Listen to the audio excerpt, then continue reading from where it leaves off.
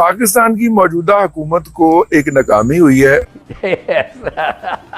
चाचू जो हैं वो जब चाइना के दौरे पे गए थे और चाइना के दौरे के ऊपर उन्होंने ML1 का मंसूबा साथ में लेके गए थे। अब जनाब जब चाचू ने ये मंसूबा बगल से निकाला और चाइनीज के सामने रखा तो चाइनीज ने कहा ये आपकी मईशत से लगा ही नहीं खाता। आप अगर अगले 5 साल की प्रोजेक्शन भी करें कि आपका GDP ग्रोथ रेट 8% पे चला जाएगा, ये फिर भी प्रोजेक्ट वारा नहीं खाता। तो इसलिए भाईजान ये काम आप ना कीजिए। मैंने बोला कि सीपेक पाकिस्तान का भट्टा बिठा देगा, सीपेक की वजह से पाकिस्तान तबाही के दहाने तक पहुंच जाएगा।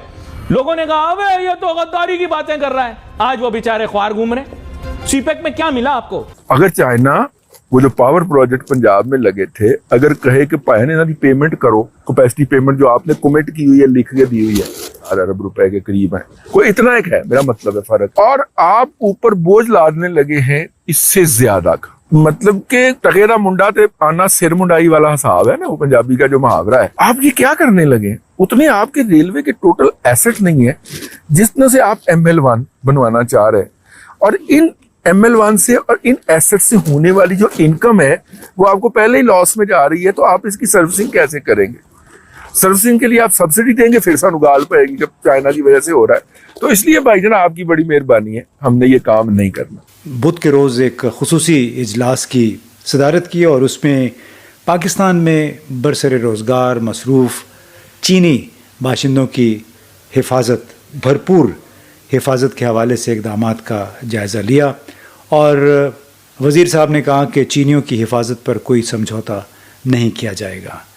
और इस इजलास में मुख्तलिफ़ एजेंसियों के लोग भी शामिल थे और बुनियादी मकसद है कि किस तरह चीनी सरमाकारों को, सिफारतकारों को यकीन दिलाया जाए कि पाकिस्तान की हुकूमत उनकी हिफाजत के लिए हर मुमकिन कोशिश कर रही है। मेरे ख्याल के अंदर ये पाकिस्तान के हक में बहुत बेहतर हुआ है। इसके हवाले से बेहतरीन फार्मूला है, और फार्मूला ये है कि पाकिस्तान के अंदर लोकल कंपनियों को इनवाइट किया जाए, उनको सेगमेंट तकसीम किए जाए, सेक्टर तकसीम किए जाए कि भाईजान बिल्ट ऑपरेट ट्रांसफर बनाओ, तामीर करो और मुंतकल करो के मंसूबे के तहत ये बनाएं, और बना के इसके ऊपर जो ट्रैक चले या ट्रेन चले उससे आप टोल टैक्स वसूल करें और अपना खर्चा पूरा करें। हमारे साथ अगले 20 साल का 30 साल का प्लान शेयर कर लें, इसकी वायबिलिटी निकलती है। इस तरह पाकिस्तान के अंदर, और साथ में ये तसल्ली दे दें कि यार एमनेस्टी स्कीम हमने कोई नहीं देनी, लेकिन इस तरह के मंसूबों के अंदर ओवरहेड ब्रिज हो गए, ये वाले काम हो गए, इसके अंदर आप अपना पैसा ला के लगाएं, हम आपको सोर्स नहीं पूछें। मैं अर्ज कर रहा हूं कि इस काम पे जो है वो और कुछ नहीं है तो SIFC देख ले, हाफिज साहब भी कोई नजर डाल लें कि जनाब इस रेलवे को हम अपने रिसोर्सेज से कम से कम ये कर लें। जब आपका ट्रैक बन जाएगा, प्राइवेट सेक्टर को कहो भाई अब अपनी ट्रेन लाओ, अपना इंजन लाओ, इस पे चलाओ, अपना किराया फिक्स करो, ये जो जिसने ट्रैक बनाया हुआ है उसको टोल देते जाओ। जहां पे पाकिस्तान रेलवे का ट्रैक हो वहां पे पाकिस्तान रेलवे टोल ले उससे, जहां से प्राइवेट ट्रैक हो वो ले, जिस पार्टी का ट्रैक हो वो उसका टोल वसूल करे। यही हल है भाईजान। अंग्रेजी की एक कहावत है, a road that leads to nowhere. आप एक सड़क बना रहे हो जो कहीं जा ही नहीं रही और पूरा मुल्क उस पर नाच रहा है, ढन ढन ढन ढन, सीपेक बन गया, पता है नहीं।